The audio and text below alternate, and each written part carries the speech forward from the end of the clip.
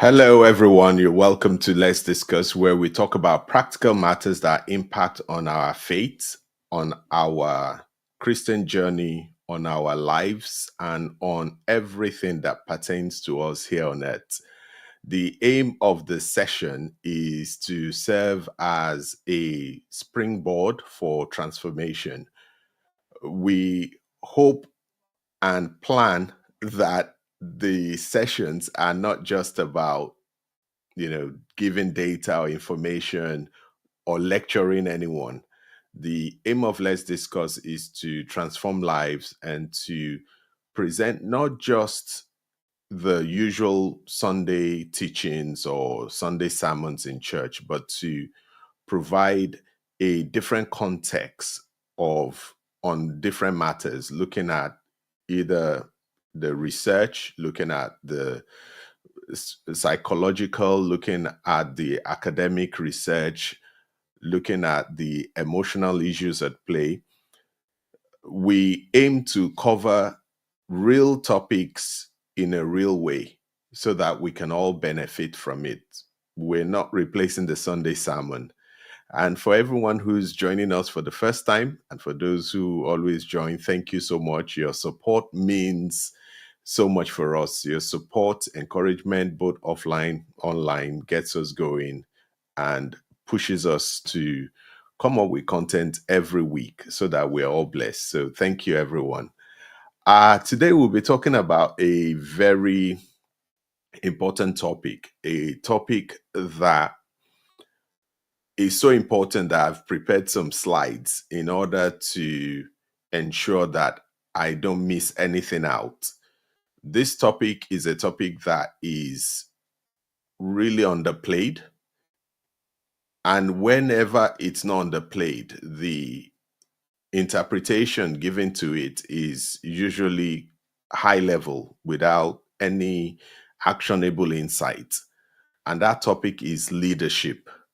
Today, we're covering leading by example. We'll be talking about what is leadership, what are the things we need to do in order to become a leader.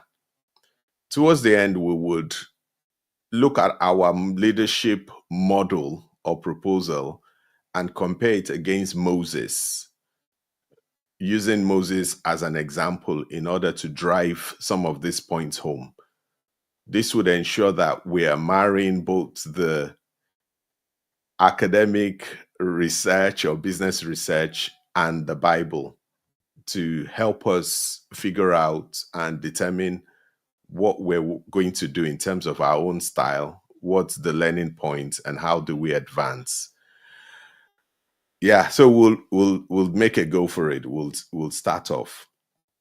One of the things that I need to start off by saying is that there is always that view whereby everyone believes, okay, I hope you can see me. I'm trying to make sure I'm not too small in the frame. Yeah, I believe you can see me. Okay. So that there's a talking head. Okay. Maybe I can make myself a bit bigger so that you can see the talking head in the frame. Yeah. Okay. Let me centralize myself a bit more. Hope this is better. One of the first things we need to understand is that the word leadership has been abused. It's been changed, and people have now used it in a way that a lot of people don't aspire to be leaders. In fact, in some cases, bad leadership has also created a disconnect, and people associate the word leadership with something negative. I've seen a lot of Christians turn around and say, me, I don't want to be a leader. I just want to be operating in my lane. I just want to move within my lane. I don't want any situation that will cause me to be responsible or take care of anyone. We will talk about that. To set the context why we all need to listen to this is that God has selected and appointed us and chosen us to be leaders. I've looked through the Bible and I'm really struggling to find a place where God has chosen someone and the person has not been a leader of some form. Are we going to refer to Abraham? Are we referring to Isaac? Are we referring to Saul, now called Paul? Are we referring to David? Are we referring to even King Saul? Throughout the Bible, are we referring to Gideon? Are we referring to Deborah? Throughout the Bible, I discovered that many people God called were called to become leaders. Even Elijah, people say, but Elijah didn't have many followers. He was a leader in his own right because many years people were still looking up to him and still saying a prophet like Elijah and things like that. Leadership is something that is at the heart of God because God himself is a leader and he wants to create leaders, which is why even in heaven that we always say the crowns we're talking about signify leadership and kingship. So I hope that's clear. I want us to remove that conception from our mind that we are not leaders and there are some certain people who should be leaders. And this doesn't apply to us. We are all leaders. And understanding how to lead by example will help us to take our leadership to the next level.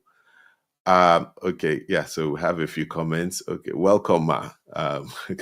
Thank you, Pastor Nike. God bless you so much for all your support and everything you do. Much appreciated. Yeah, so yeah, let's continue. So I'm starting off saying you cannot lead others until you lead yourself. So I got this quote from Jim Rohn, and he said, "The challenge of leadership is to be strong but not rude." This means as a leader, at times you have to be strong, but not rude. You have to be kind, but not weak. You need to be bold, but not to bully. You need to be thoughtful, not lazy, to be humble, but not timid. We can see there's so many things about leadership here that people will need to understand that at times it's about two extreme positions and how we navigate both positions properly. So I'll go into some of the what perception versus reality of leadership is. So I've started with the first one, which hopefully we all agree with me on, that God has called everybody to be a leader, whether we like it or not. All saying, I'm not a leader, leadership is for some people, and me, I don't want trouble, I want to hide and everything. Whilst it's accurate or whilst it's your interpretation, God has called us all to be leaders and he wants us to take our place. I said, go ye into the world. So, yeah. The first thing I said around perception versus reality is that, a lot of people say I'm not leadership material. And like we put on the slide here that, leadership is not an activity. It's a declaration of God's authority that shifts spiritual atmosphere and break bondages. If you are not, the Bible says we are the head and not the tail, which means leadership. So most times we say all these things, but don't understand the implication. If the Bible has said you're the head and not the tail, and you are deliberately saying, no, I have to be the tail, that means there's a gap. When God calls people and enables people, he's calling us into leadership. Don't say I'm not leadership material, because he's giving you what is needed in order to be a leader. Then the other thing I put around the perception versus reality is that leaders would say, I want to build community, promote inclusion, inspire learning, etc. But followers would prefer you to, be efficient, to generate results, and make sure that they are able to advance in terms of competition, in terms of growth. We can see that at play even in some defined political situations in the world, whereby you'd see a candidate who is promising change, who is promising to do a lot of things. But if followers are not buying the story, if they believe that this person is just talking change, this person cannot drive performance, they wouldn't follow. We need to be aware of that. Most times, as leaders, we're always thinking we want to do this, we want to do great things, but most followers are just after, can you perform? Can you give the results? Can you make sure that things are going in the right direction? Then the last thing is that, and this is a strong point, something I'm also learning, is that reflection is required for growth as leaders. No one can go from zero to becoming 100% leader overnight. Even research shows that 98% of people agree that as leaders, you need to take time to reflect. The challenge, however, is that leaders often are so busy that they don't even have the time or opportunity to reflect. Reflection is so important. Even the Bible talks about Joshua saying he'll meditate and things like that. Without reflection, it's impossible to grow. A lot of times when we see leaders do some things in public and we say, but this person shouldn't have responded that way, shouldn't have.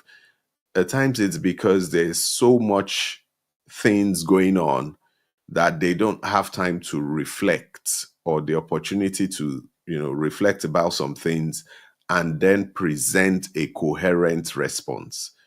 There's a study that someone did many years ago and said, no matter your characteristics, so he did a line of study. I've actually forgotten his name, but it was something one of my former bosses trained us on. He said, there's a way you behave normally, but there's a way you behave when you're under pressure or when you're emotionally, in a different space, like angry and things like that. That study looked at the way you are normally.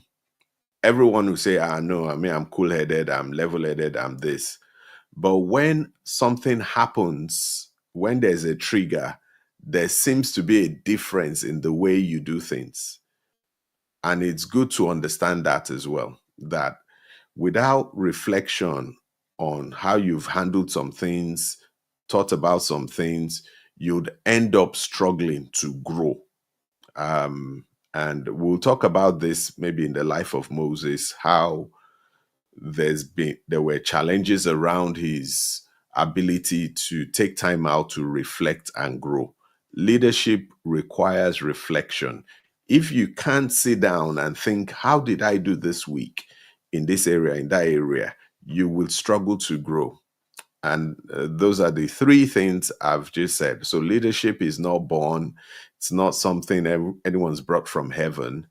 Don't say I'm not leadership material. God has called you to be a leader, and the world lacks leadership, which is why you say things are not going well. It's because leaders are in short supply. So anyone who is just joining, you can go back and listen to some of the arguments we've built on this. I want to move into the essential leadership skills and look at a way of, and I will throw the second part open where I want us to contribute to how we think about this in the life of Moses. So for leadership skills, you need to be able to clearly articulate the vision and the purpose. You need to be able to communicate. Communication is key, no matter what anybody tells you. I've done I think about 2 sessions where I've told everyone that for me, my perspective is that communication is the most important skill to get as an individual. Your ability to communicate would enhance your relationship, not just with people, but even with God, because you're able to communicate better. Then the second thing is around the ability to build and coordinate, different teams, people who are culturally diverse to you, different sets of people, and your ability to integrate different perspective and approaches into what you are doing. You might ask me that why is all this just five things? Are there nothing? Is there nothing about different things? I did a bit of research around this and looked at the five key skills that is common around surveys for about 1 billion people. So I wanted these skills to be distilled into the key thing that resonates across different cultures and across a large group of people. If I'd limited this to just maybe Africans or America or Europe, there would have been some cultural, flair or, differences in it. But I took a broad sample of, over 1 billion people to identify what is it that they will call, what will they identify as key leadership skills, and these are what they identified as the key leadership skills. Talked about the articulation of the vision, the ability to communicate, the ability to build teams, diverse teams to achieve different things, the way your ability to integrate different perspective and approaches, your then finally, being able to understand cultural diversity and reducing the conflicts therein, understanding how to manage different people with different settings, different focuses, and your ability to channel all of that towards a particular purpose. I want to use Moses as an example in order to help us understand this, because I believe they are all building blocks. And I chose Moses because we learn a lot from people who have succeeded, but we also learn from people who have had a lot of challenges, and where some people might even say maybe they failed or something like that. But the Bible regarded him as a meek man, as a humble man. He got into things a bit late. Let's understand his leadership style and how these five things played out. And I want contributions as well. Please, this is the part where we all contribute to understanding how all these skills stack up. Like I said, the aim is not to maybe criticize or do any analysis or exegesis over anyone, but for us to learn the leadership skills we need and how to begin to improve them and what it would take. So the first thing was that he had that clear, with the clear vision, articulation, and purpose. Would say he had that when he had the experience with the burning bush, and his message was the same throughout. He kept saying, God said, let my people go so that they can go and serve me. In terms of vision articulation and purpose definition, for Moses, it was completely clear. Do we agree with that? I want to get a few comments. I think we're all quiet today. Let us feel free to contribute. So in the life of Moses, it starts from the vision and the purpose. He got that mandate from God. Let my people go. That was clear. Then the next thing was that he needed that communication proficiency, the ability to talk in a way that will captivate people's hearts and mind. He told God, even after receiving the vision, that I need Aaron because I'm not a good speaker. I need someone who will be able to articulate. And we can see that when he identified the need for communication, and God said, go to Aaron, and there was that support.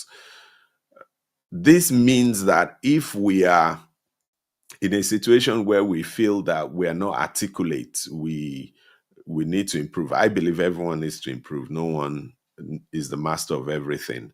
There's a need for us to look for people who can either help or go for courses and develop. Communication will determine your success or failure. I believe that strongly. Communication, how you communicate will determine how far you would even go in life. I believe that. Job interviews, most times it's about your communication skills, how you can communicate what you know, what you can do. Many times, a lot of people would say, I have the qualifications, but it's not about the qualifications, because no matter your qualifications, they'll still call you for an interview where you have to communicate. Let us learn to, develop our communication skills. I still believe it's the number one thing we need to develop.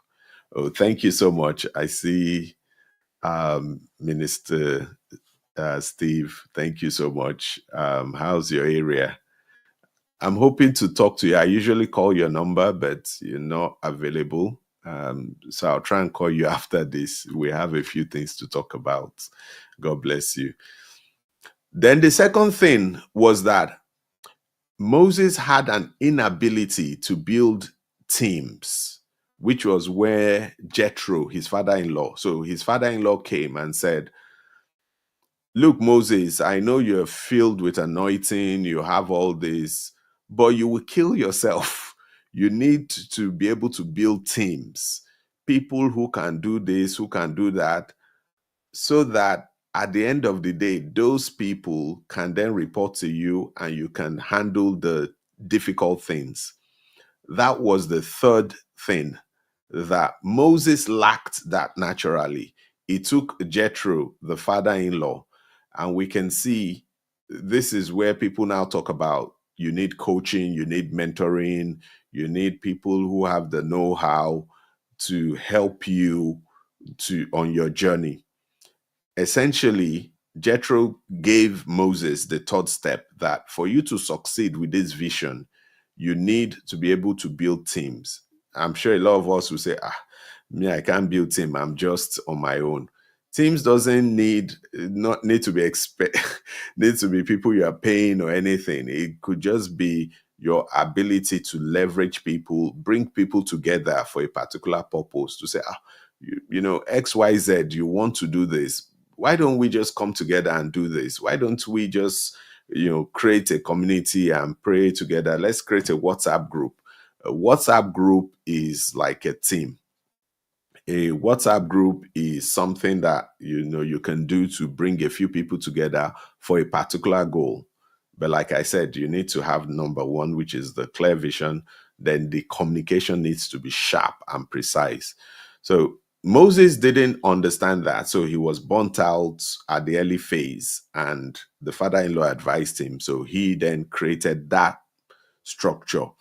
Then the third one is the integration of different cultural perspectives and approaches, which means no matter how good you are, no matter how compelling your vision is, no matter how good your communication is, no matter how you've structured your team, a lot of people will still have different approaches, which is why when Moses' back was turned, the children of Israel said, let us create this, let's create that, let's create this, let's create that.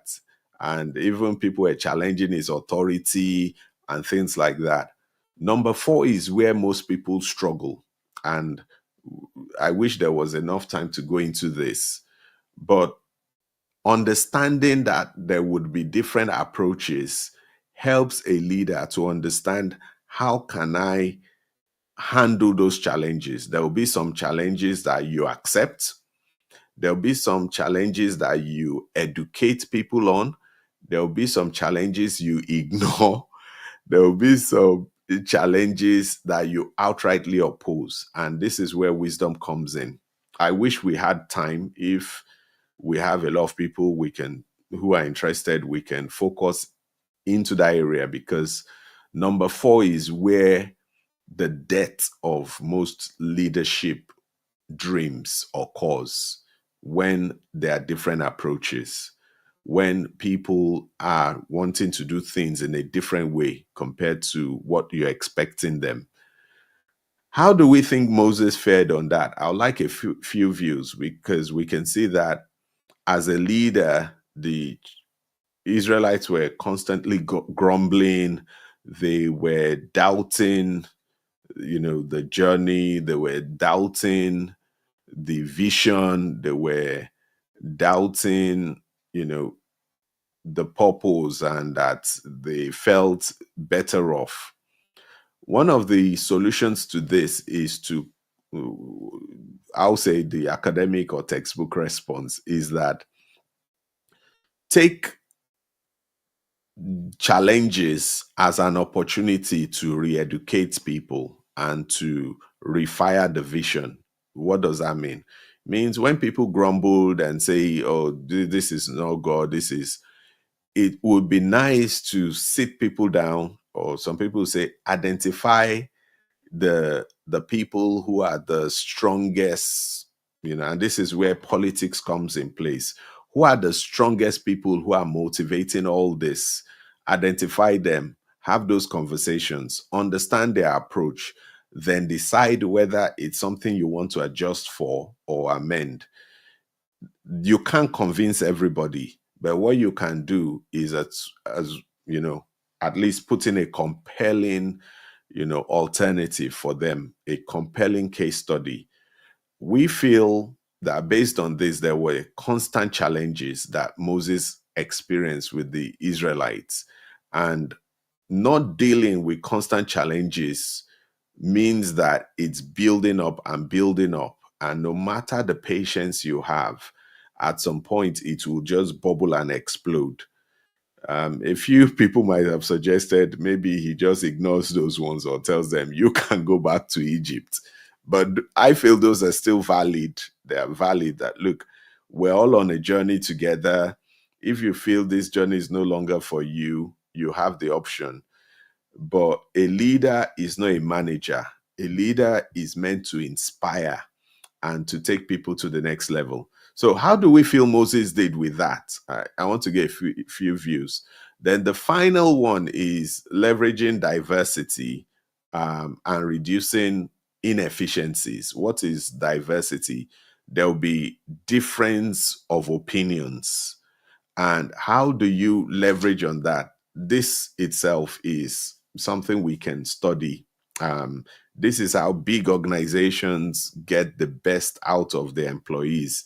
They have put in place systems to ensure that even though you have a different view, you still have to do the work you need to do.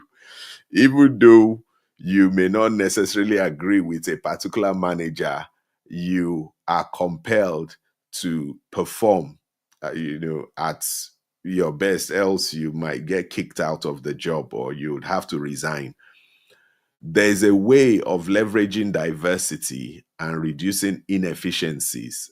Because of time, we wouldn't go into that, but we're talking about it as a concept. You need to know, how do I take advantage of the different views of people, but reduce all the inefficiencies? So, how do we think Moses did on those things? So, we've talked about the three we can say is green. In my view, the constant challenges, I felt he didn't address it decisively. And the third one, I don't think that really happened, because there was a lot of diversity within the group, people saying different things.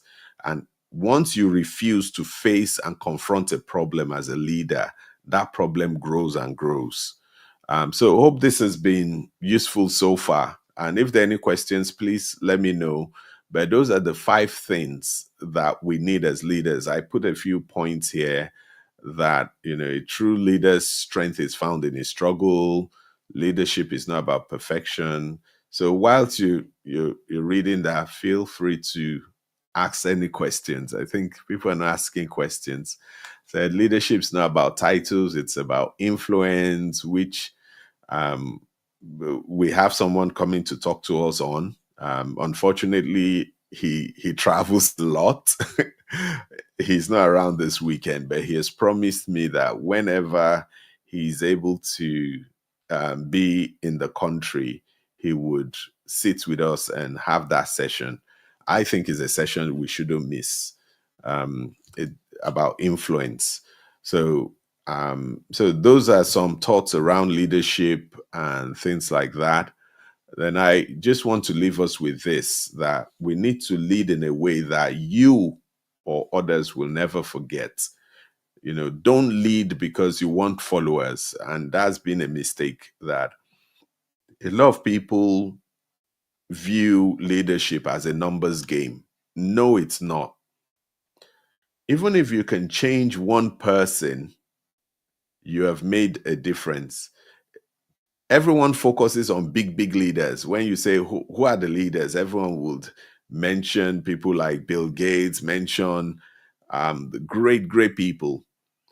But research shows that 99% of people admire those big, big, great, great leaders.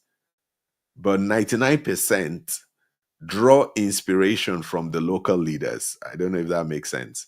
Everyone will tell you, "Oh, I love Bill Gates. I love Paul. I love Jesus. I love maybe Pastor Adeboye.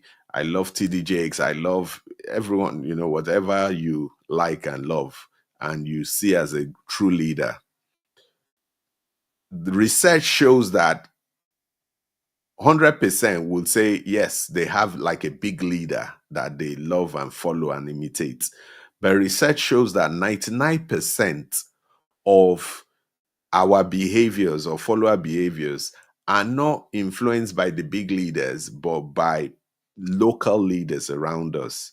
I'll give an example. There's a particular minister that does his hair in a particular way, and a lot of people now started doing their hair in that way as well, or even speaking in that way. But that didn't start from people just watching that big leader. It was because some of their pastors started speaking in that way or doing their hair in that particular way. People then began to model what their pastor is doing, and that began to make it look like, okay, it's this leader we're following and things like that. So we need to be conscious of that our local leadership matters a lot to the people around us, that lead to change the game. Don't lead so that people will follow you. Lead to make a difference. And you have to build trust, but you have to be bold. You have to be humble, but leadership requires boldness. It requires your ability to make decisions. Notice I said decisions, not right or wrong decisions. You will make wrong decisions. There is nobody who has the ability to make right decisions all the time. You will. But leadership is your ability to make decisions and to be consistent in your decisions. People would follow someone who makes decisions than someone who doesn't make decisions. People would follow because the decisions you are making is in line with what you believe is right. People would respect a leader who turns around and says, "I'm sorry, I made this decision. It was the wrong one." There was an article I was writing where I abandoned that there's some leadership mistakes that actually entrusts and builds trust in your followers. Be bold.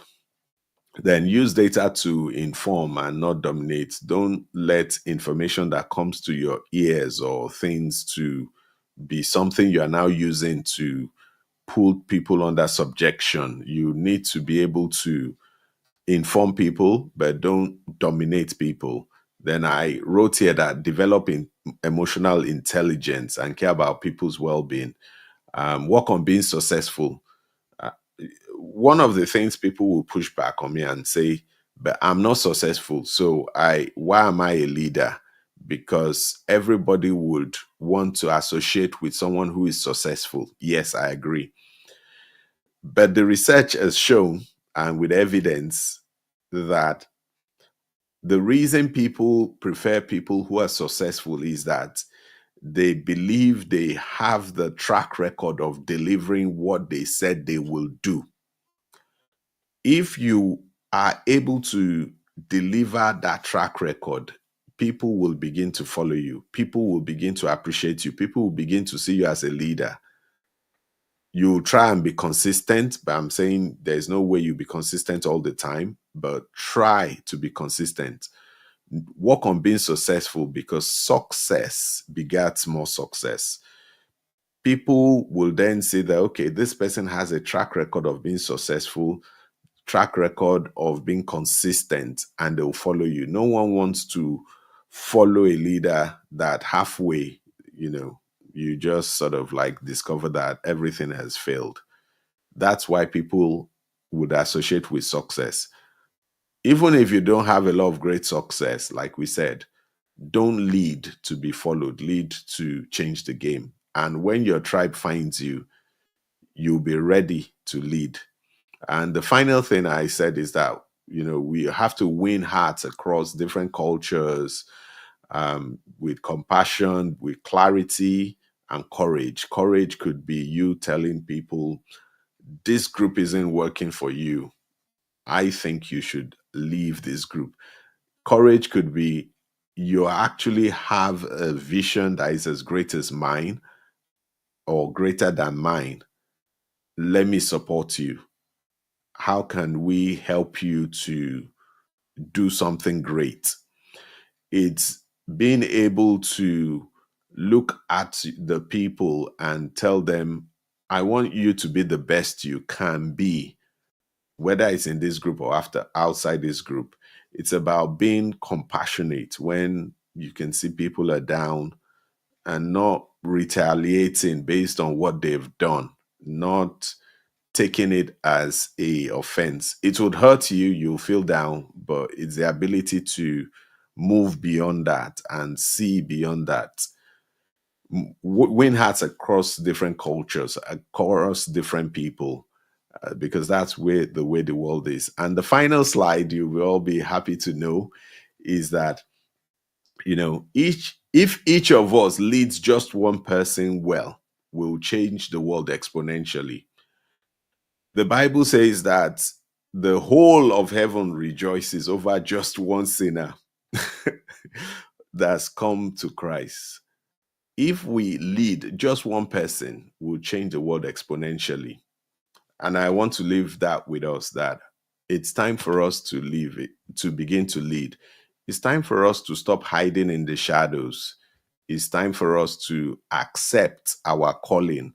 Our calling is not just to be eating milk and drinking tea, but it's time to begin to eat solid food and then begin to prepare tea and milk for other people and then solid food for them. It's about us being able to know that leadership is tough, is rough. You'll get abused, you'll get betrayed, you'll get cheated, you get lied upon, you get spat on, but you need to make the difference, because it's not just about you, it's about what God has put in you.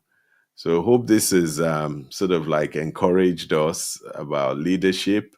If anyone wants me to go through any of the slides, let me know very quickly before we move on. And I'd like to get contributions as well. If you have any thoughts or contributions, whether in line with what we've said or whether you have a different opinion, a different view, please share so that we can all learn. Thanks. So we have we have Stephen Ricoto. He said, prioritize your goals, focus on driving, on the best brains, drawing from the best brains in the team, give room for merit and motivate achievements. If people trust your judgment, they'll follow your lead. Yeah, thank you so much. That's a good summary of it. And I like the additional elements that you've put in. Yeah, so we've come to the end of leading by example. Any questions, let us know. Like we said, it's more important for you to be able to lead yourself than lead others. Because if you're able to lead yourself, move into those areas that you've been afraid of yourself, it would help you. Some people say, but how do I know my leadership area? Your leadership area is usually the area you're struggling with. A man of God that we all know, a lot of people don't even know he's a minister or a pastor, or how like call it, Baptist minister. Um, you know, started the human. He didn't start the human rights movement in the U.S. Was that his name? Martin Luther King Jr. He was a Baptist minister. He had the passion of, slavery, empowerment of the black race. That was his message. It got so pronounced that he now became sort of like a civil rights activist. Till today, in the United States of America, he is the only black man that there's a national holiday for because of the leadership. He was so influential that a lot of the authorities were afraid of him. They felt that he could be a risk to the continued existence of the country. And that's what leadership does. When you have a clear purpose and vision, when the area of your pain is the area of your gain, the area that you feel strongly about, or an area you're struggling in, is the area of your leadership. And why is that? The reason you're struggling and God is giving you the grace is so that you can help people to come out of that particular struggle. And that's your place of leadership. God will help us in Jesus' name. Yeah, so it seems there's no questions. It's been a bit quiet today. Um, Hope we've all gained something or two. But want us to more, to move on and to get the best out of our lives and influence people. The world lacks good leaders. The world lacks you. The world lacks you doing what you need to do. And you need to start doing it so that people can be blessed. It's time to stop hiding in the church. It's time to stop hiding in being myself. I'm okay by myself. It's time, just like Moses, he saw that greater vision and he followed it. He didn't say, I'm just a shepherd. Or he didn't say, I'm son of a Levite, so let me just be in the temple. He chose the opportunity to lead God's people. I want you to choose the opportunity to lead God's people. I want you to choose the opportunity to begin to lead in your field. I want you to choose the opportunity to begin to be more responsible for outcomes, not to be waiting for someone to be telling you what to do, but to become, how will I say it, to become very productive, to be able to deliver when things are asked of you, to be able to close things off, to be able to speak to people, to pull things together and make things to be achieved, rather than always saying, speak to that person, this is the only thing I can do. It's time to broaden your responsibility. It's time to broaden what you are capable of. It's time to begin to broaden your sphere of influence. It's time to broaden your abilities, because God has given them to you already, but don't limit them. Bring it out, and you'll be surprised to see that you will make a change in the world. So thank you, everyone. The guy who started, what do we call it now? Communism, Karl Marx. When he died, just 12 people, 12 or 13 people attended his funeral. But see how his teachings, his philosophy changed the entire world, even till today. Don't look at the fact that you don't have followers. you can't, even if we influence one person, that can change the world. So thank you so much. Let me just take the last comment. So thank you, ma. So what we have today is bosses and commanders. May God help us. I agree. We don't have leaders. There's a abundance of managers, taskmasters, bosses, commanders, but very few leaders. And that's where we have to step in to begin to change the narrative. And God will help us all in Jesus' name. So have a great week, everyone. A few announcements, a lot of things happening. But the most important thing I'll just mention is that I'm excited. The Gateway Choir, they're having a special Easter hymn session. So, hey, we wouldn't just be saying let's discuss and talk, we would be blessed. I looked at some of the videos, had a preview of them. They're so fantastic. So this Easter, by the grace of God, make sure you're tuned into Unbox Praise. We'll be having special hymns for the season. And with Unbox Praise, it will be done according to people's inspiration and their message for the world. Is really powerful. Don't miss it for anything.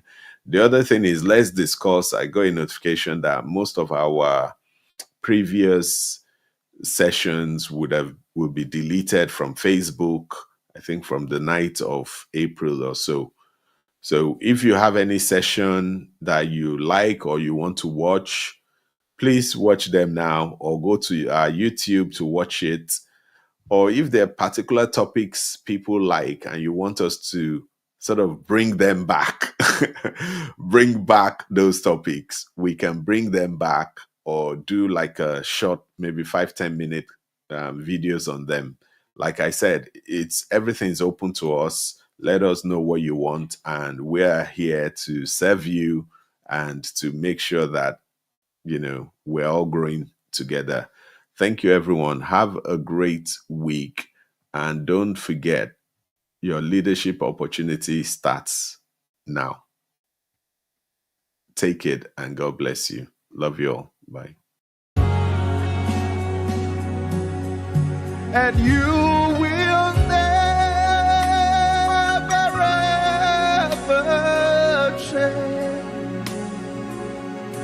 You are the Lord. You remain the same. It's a simple chorus. You will never, ever change. You are the Lord. You remain the same. Help me sing. You will never, never, never, never.